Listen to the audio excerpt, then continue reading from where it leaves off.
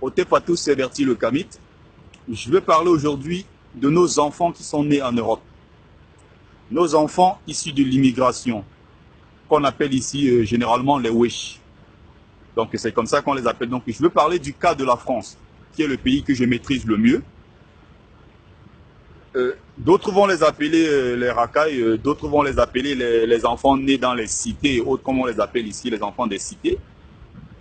J'en ai ras-le-bol concernant leur comportement. Que deviennent ces enfants-là? Que font les parents africains concernant l'éducation de leurs enfants qui sont nés ici en Europe? À un certain moment, on n'en peut plus. Il y a pas mal de choses que je remarque, mais ce qui m'énerve au-delà de tout, c'est l'arabisation de nos enfants qui sont nés en Europe. Tous nos enfants qui sont ici dans les cités sont devenus presque arabes.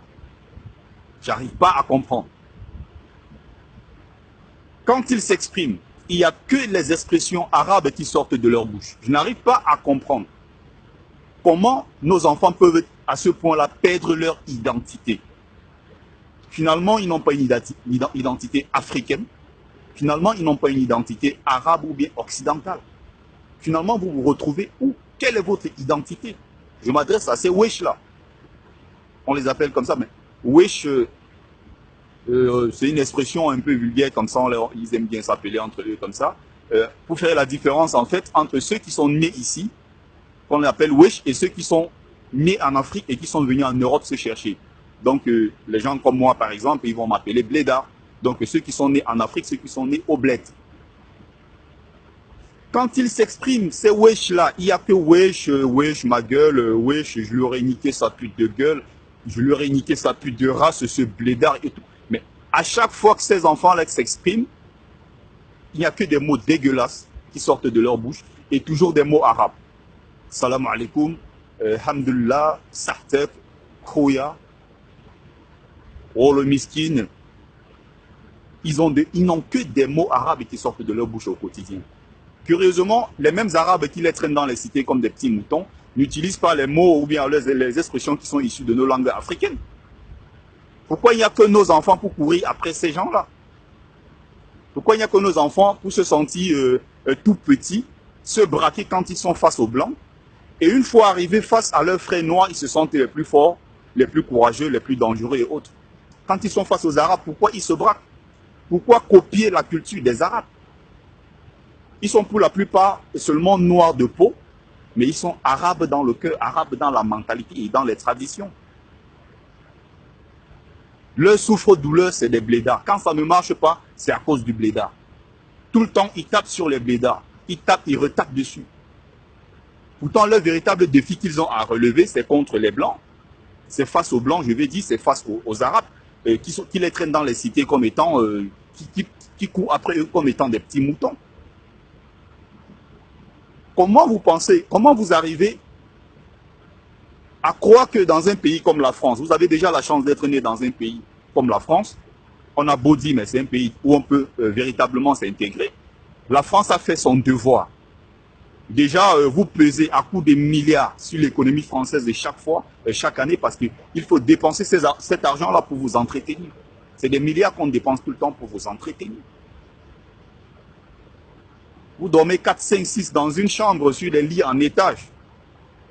On connaît très bien que vous alimentez les réseaux de l'économie souterraine. Mais quand vous êtes face au blédard, c'est là où vous voulez jouer les dangereux. Quand vous venez en Afrique, vous venez comme étant de ces petits princes venus de France et qui viennent donner des leçons à ceux qui sont en Afrique. Une fois de retour en France, vous vous retournez contre le système. Vous êtes contre le gouvernement que vous accusez de ne rien faire pour vous. Qu'est-ce que vous faites d'abord pour vous-même? Il suffit de la moindre erreur, vous sortez les drapeaux congolais, maliens, sénégalais et autres pour afficher. Pourtant, quand vous êtes en Afrique, vous ne vous reconnaissez pas en tant qu'Africain. Quand vous êtes en France, vous n'êtes plus français, vous êtes contre le système en place. Finalement, quelle est votre place, quelle est votre identité? Heureusement que les statistiques ethniques sont interdites en France. Si on devait rentrer dans les fichiers pour voir ce que les enfants noirs précisément qui sont nés en Europe, quelle est leur contribution à l'essor de l'économie française? C'est complètement néant, c'est nul. Qu'est-ce que vous apportez? 80%, c'est dans le ghetto.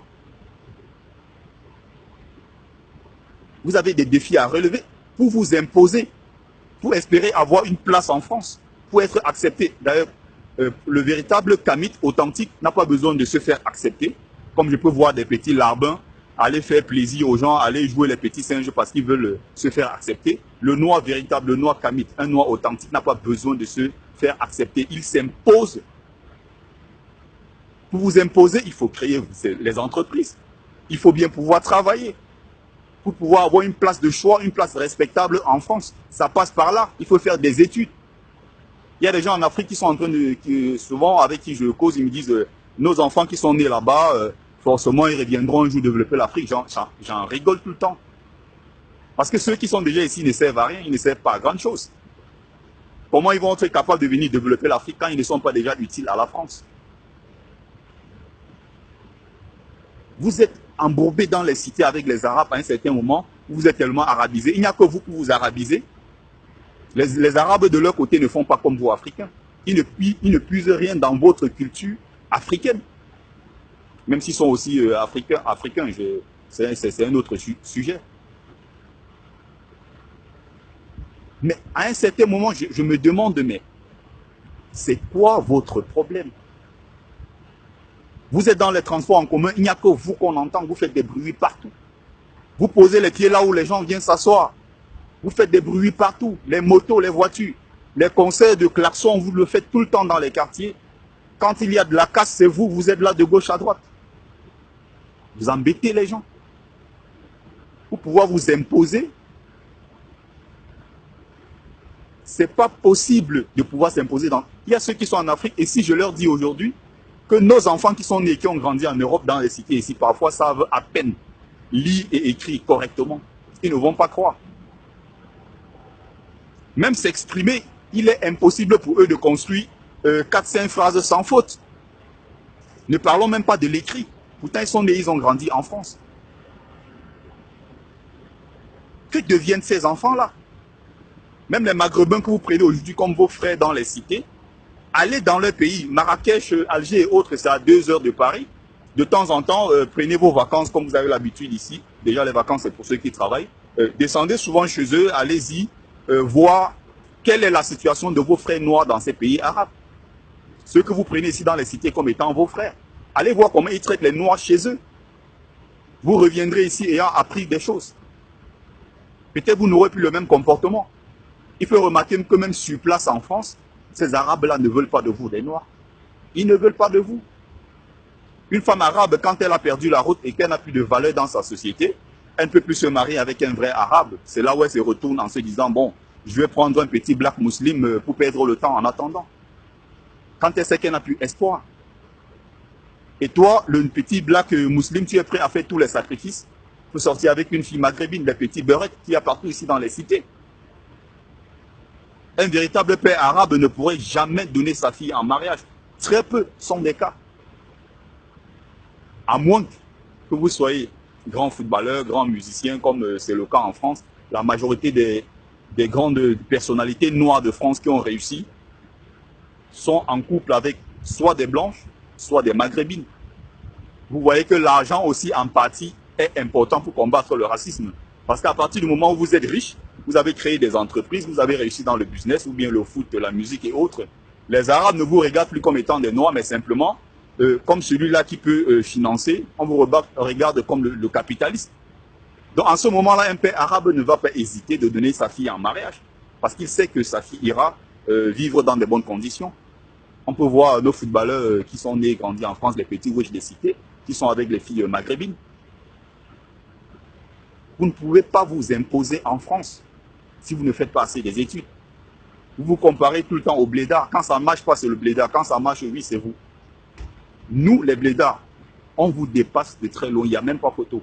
On n'est pas dans une comparaison, bien sûr, mais j'ai dit encore, vous pourrez vérifier les Noirs qui réussissent le plus en Occident. Je vais prendre toujours le cas de la France. Les Noirs qui réussissent le plus ici sont des Noirs qui sont nés et qui ont grandi en Afrique et qui sont venus se chercher en France. Rarement, ce sont les enfants qui sont nés et qui ont grandi en France. Ils sont très rares. Peut-être même pas 15%. Vous allez même voir les écoles en France où les majors de leur promotion sont des Noirs. Rarement sont les enfants noirs nés en Europe. Ce sont les enfants qui sont nés, qui ont connu parfois des galères en Afrique et qui sont arrivés en Europe, qui finissent par s'imposer. Par contre, nos enfants qui sont nés et qui ont grandi ici, pour la plupart, je suis désolé, c'est des feignants. Comment on va pouvoir avancer quand on a une communauté? Les enfants sont peut-être censés chez nous assurer la retraite de leurs parents et autres, mais on voit des enfants ici, à un certain moment, qui ont tout perdu de tout ce que nous avons en Afrique comme culture et tradition. Finalement, qui ne se retrouvent pas dans la culture française, ni arabe, ni africaine. Revenez aux sources et cherchez votre identité. À un certain moment, on en a marre et puis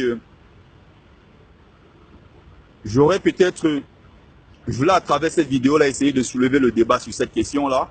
Je remarque que de temps en temps, on n'en parle pas assez et je voulais soulever le débat avec cette petite vidéo que je fais à propos de nos enfants noirs qui sont nés en Occident. Il y a aussi le rôle des parents africains qui doivent davantage contribuer à ce que ces enfants-là soient bien épanouis, à ce que ces enfants-là puissent réussir en France. Même si l'Europe, le système européen n'est pas fait pour que les Noirs puissent y réussir. C'est bien plus compliqué que ça, mais peut-être je pourrais l'expliquer la prochaine fois dans une autre vidéo. Au pas tous, c'était Bertie Le Camite. Merci de m'avoir écouté.